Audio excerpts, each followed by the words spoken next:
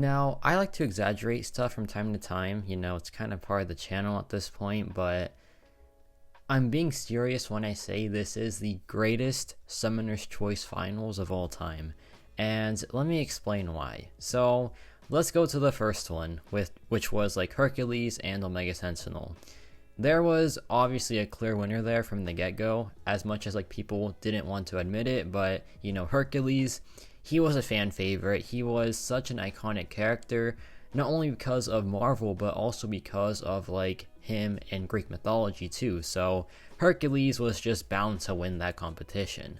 Now you skip to the next year's and it's Quicksilver versus Agatha. Now Quicksilver is Quicksilver. Like once he beat Beta Ray Bill, which that was honestly the best part of the competition, that matchup over the finals. But once he beat Bill, it was like he was guaranteed to win because it's Quicksilver, right? You can put anyone against him, he's gonna win it because he is just that popular. Then you have round 3 with Gladiator and White Tiger, and that one was close, right? That was honestly a pretty good one, but there was a clear winner from the get-go in my opinion because Gladiator was a cosmic character, and with like Hercules being Hercules, it was bound to happen that Gladiator was just gonna win that one because of like the whole new love for cosmic characters and the Summoner's Choice. So that's why I think those finals were all pretty good, but they were also just kind of predictable as well. And fast forward to 2024, the 4th Summoner's Choice competition, and you have Blob, right? Yeah, Blob, who looks like he's gonna just dominate this whole thing because he is an iconic X-Men character from like the 90s.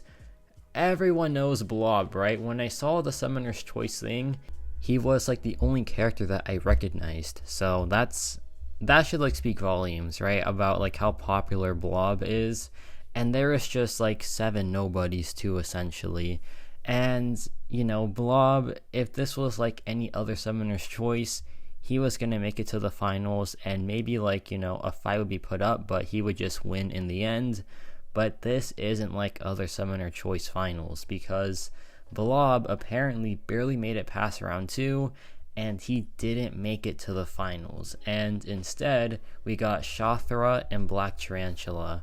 Now, when I first saw the Summoner's Choice like options, I said my top 1 and 2 were Black Tarantula and Shathra, and I also said that I didn't think that either one of them would make it past round 2, and what do you know, they're both in the final somehow. I don't know how that happened. I don't know like how people fell in love with these characters, but you know what, I'm glad they did, because now we have, in my opinion, the best Summoner's Choice finals of all time, because you have these 2 nobodies that just got a fan base in such a fast amount of time too. They got it so quickly, and like that fan base just rallied against Blob, which is insane. So I am happy that Shathra and Black Tarantula are in the finals, but it makes this video 10 times harder because these were my 1 and 2s, right? Like I wanted these 2 characters the most. I didn't expect them to be in the finals against each other, and that's so hard because I love both of these characters and I want them to both win and make it to the game eventually, but only one will do it today, and we'll have to see like who wins this, right? So with these Summoner Choice finals, they kind of get really rowdy at times, and we've already seen like the rowdiness start, but surprisingly it's the Shathra voters that are being super vocal and like painting Black Tarantula as a bad guy in this vote. I thought it'd be the opposite, but no, the Shathra voters are going crazy right now, and like that has me concerned because it was the same thing with White Tiger, and she ended up losing that because the Gladiator fan base was just on the down low and just, secretly voting for him en masse.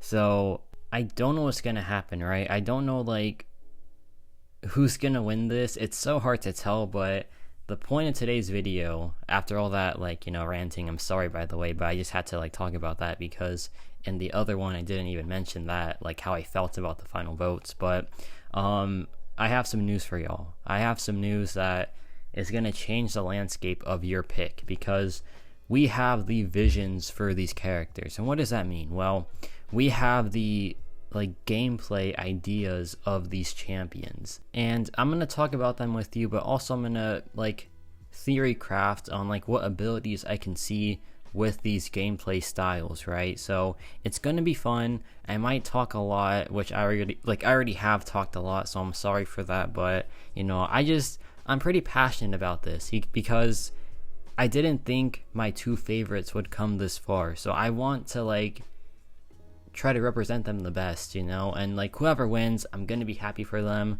I'm going to be so sad for whoever loses. And yeah, I just don't know what's going to happen, right? But either way, I hope it's a fun competition. I hope it's really close. I hope it's a tie, right down the middle, so they have to add both characters, but we'll have to see what happens there. But yeah, it's time for the kits, and we'll start with Black Tarantula. So I have some notes here on what I think these abilities could look like in the game, but I'll read out the vision so far for Black Tarantula. Always one step ahead of his targets, Black Tarantula strikes from the shadows and defeats his opponents using his brilliant intellect, keen martial arts, and superhuman agility. During combat, he can accomplish various master plans to adapt to his opponent's strengths and exploit their weaknesses. His enhanced endurance gives him the upper hand against incoming debuffs as well. So, what do I get from this? Well, first of all, the brilliant intellect, keen martial arts, and superhuman agility, I think that he is going to be a brawler character. He won't be a weaponry character as I thought he would be at first. He's going to be just straight up hand-to-hand combat, just going to use only his fists, and I think pretty much that's it. But he does have access to a laser blast, so maybe they implement that during his special attacks or something. But from what I can tell from this, it looks like he'll be mainly hand-to-hand, and during combat, this is the cool part, the Master Plans ability. So let's see what I have written down for all these mechanics. So for the agility, I put that he has an evade of sorts. It could be whenever the opponent tries to use an attack they already used, because it does say that he does exploit weaknesses. So I could see him being a mixed master character where he just doesn't want you to use the same attack twice, right? So that could be something hand to hand. So like I said, just a brawler character.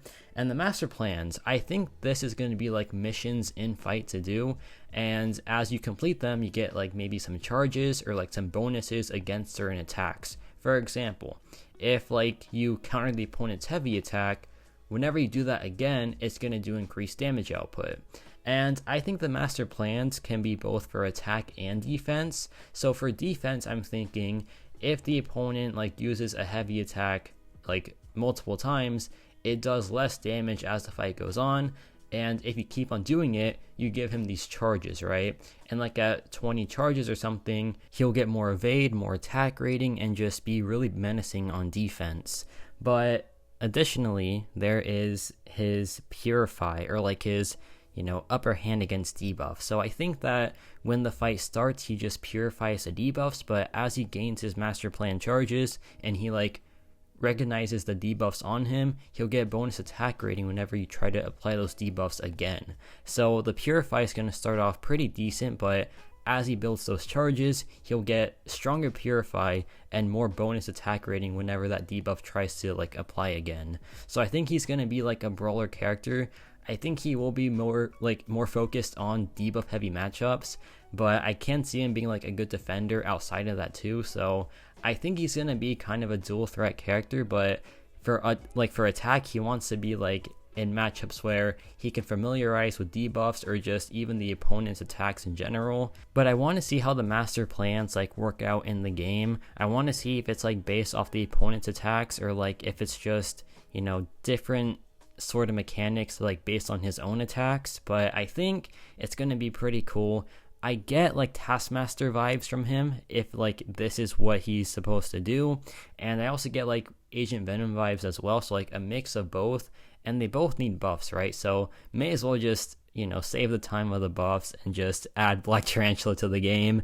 But there are some things that weren't said here that I feel should be noted. So I already mentioned this, but his laser blast could be used for maybe a mission of sorts. So do a laser blast and you get a master plan charge, because his laser blast, he does have it, but it's also kind of rare to use because it does consume a lot of energy from Black Tarantula, so maybe it goes on cooldown, and a pretty long cooldown, so you have to just try to, use it at the best time possible. Maybe as he gains more charges, the cooldown of the blast does decrease, and maybe like the blast is his main source of damage output sometimes. So I think that there is a ton of potential with Black Tarantula. Also, there might be some, new debuffs that he can inflict. For example, like Kingpin has the Black ISO debuff, and Black Tarantula is a crime boss, so I feel like if he was implemented into the game, he's gonna have access to like that same Black ISO because he is gonna go like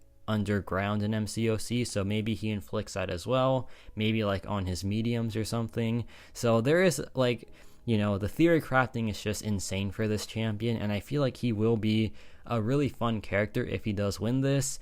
And yeah, we'll just have to see what happens, but his kit looks so cool. I think it does look really cool. I think it does have inspiration from like Taskmaster and Agent Venom, but I think they could just give it like a 2024 spin. So I don't know. I hope that like if he does win, his kit is just really cool, and like the master plan mechanic is like really, really fun too.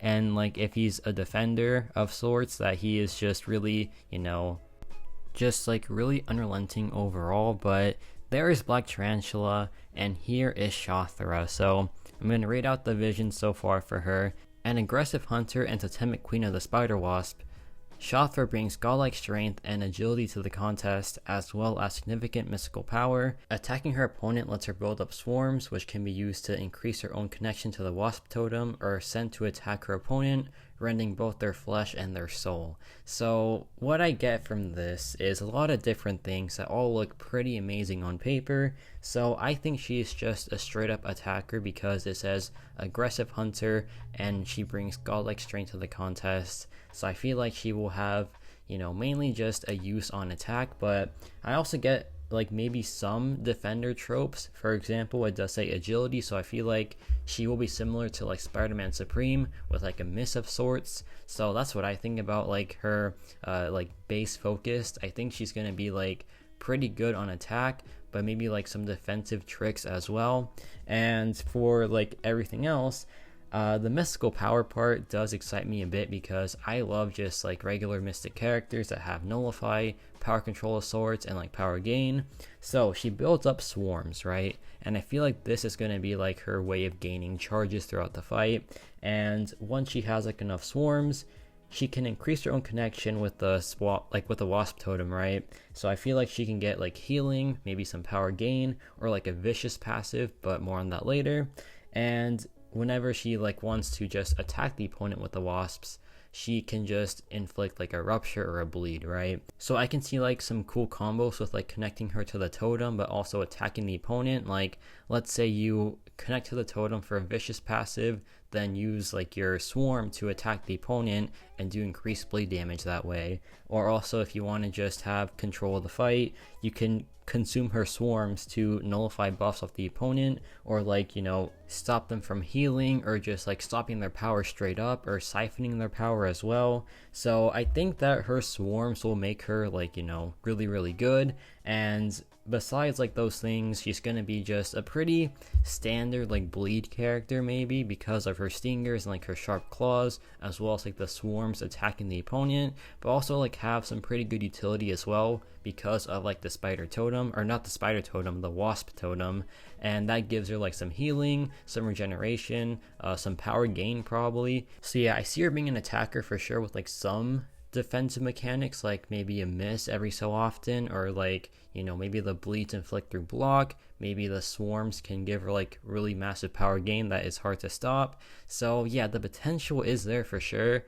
Out of both of the kits, I feel like there is an equal amount to be desired, right? It's like to want in the game. And I think that Black Tarantula's master plans can be pretty cool, but Shathra's swarms can be pretty cool as well. But also with Shathra, I feel like she can be just a really strong damage dealer because she does have that godlike strength. So maybe the bleeds are just very potent, or like maybe whenever she is connected to the wasp totem, she gets some massive attack rating bonuses and she can just end the fight really fast. when she connects to the totem and then uses the wasp to attack the opponent, right? So yeah, the potential is just really there.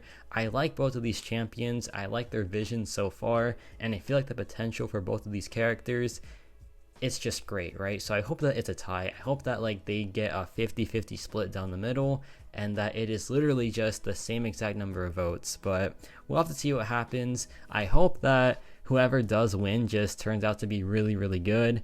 Who do I think is winning this? Well, I've seen a lot of Shathra, like, rallying, right? So usually that implies that the Black Tarantula community is just going on the down low and just gonna, play the silent game, right? And whenever that happens, it usually is pretty successful because the most vocal fan bases do end up losing for the most part. So I am gonna go with Black Tarantula for the win. I think it's gonna be super close, or it might be like a blowout from Shathra, but from what I've seen so far, I think that the Black Tarantula fanbase has been the most quiet out of all of them, and he's gonna just kind of sneak this one in. So Shathra, I think she'll get added pretty soon as well, but I hope that whoever does win is just really good, and whoever loses just comes out like the year after immediately, like White Tiger did. So who are you voting for, and who do you want to win this? Let me know your thoughts on both of these characters, and yeah, that's about it for me.